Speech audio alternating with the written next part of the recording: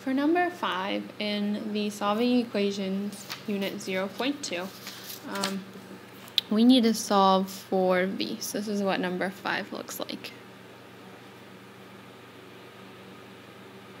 Okay, and what I like to do when I'm solving is I like to put a box around the variable I'm solving for. A box, circle, whatever you prefer.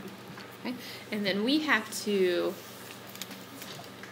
get that variable in that box by itself. So some of you I know like to make your line. Okay, so everything on this side with the v or the box has to be moved over. And I always start with a 1 furthest from the box or furthest from the v. So between 7 and 17, 17 is the furthest. So we have to move the 17 over, and remember you move it over by doing the opposite. So here we're subtracting. The opposite of subtracting is adding. Because by doing the opposite, that cancels them out. So we are left with 7v equals 60 plus 17 is 77. We still want to get this v by itself. So we have to continue doing the opposite. When a number and a variable are written right next to each other, that means you're multiplying. The opposite of multiplying is dividing. By doing the opposite, those cancel. 77 divided by 7 is 11.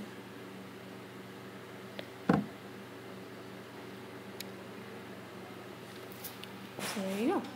There's number 5. For number 6 in your notes,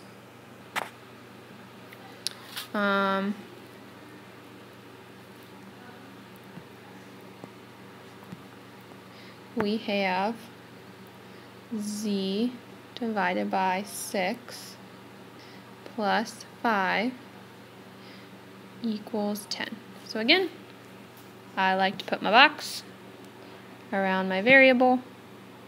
That's what we're getting by itself.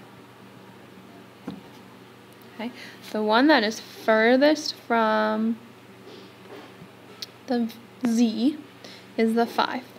6 is just underneath the z. The 5 is kind of a whole plus sign away, so we're going to move the 5 first by doing the opposite. So we're going to subtract.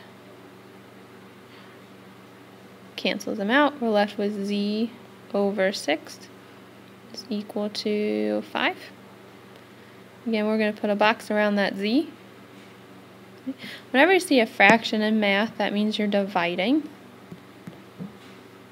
So the opposite of dividing is multiplying. So I like to put my parentheses around. The 6's cancel. And 5 times 6 is 30. So there you go. Z equals 30. For number 7, we have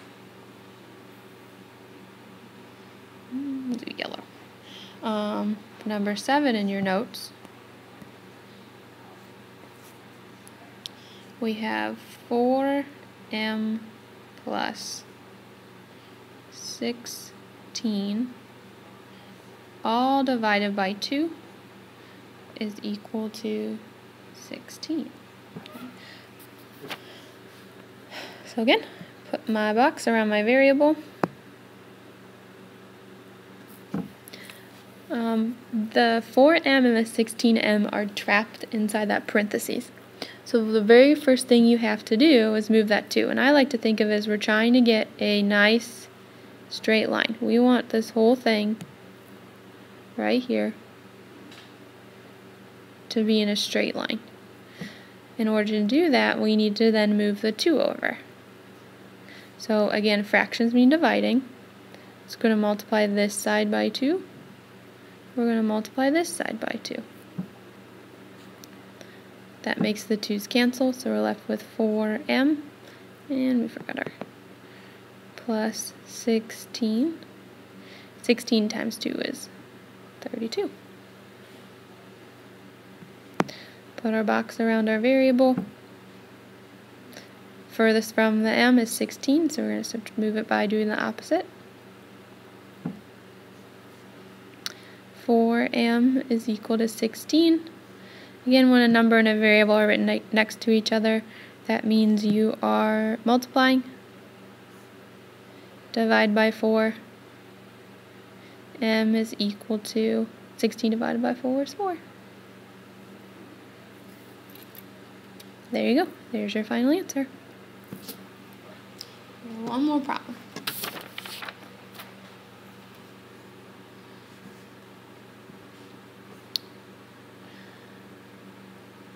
Number 8. I'm sorry. Number 9.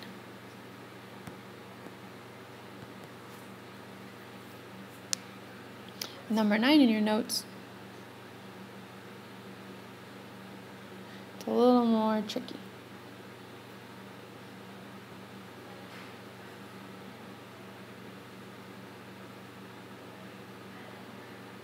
Okay. We have r's on totally opposite sides of your equal sign.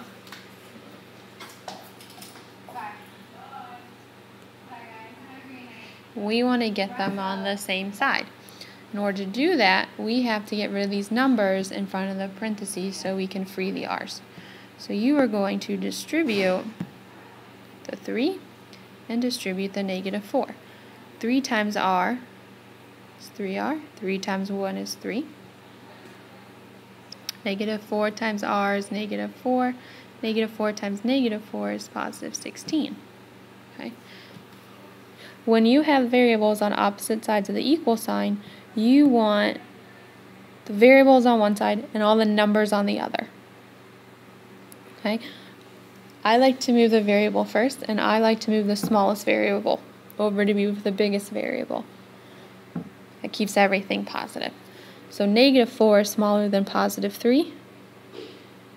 So I'm going to move that 4 over by doing the opposite. That way it cancels out. And we are left with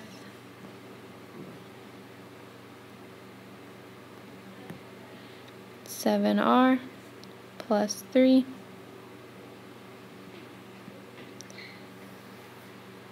equals 16.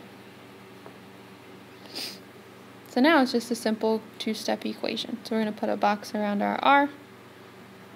Furthest from the r is 3. So subtract the 3.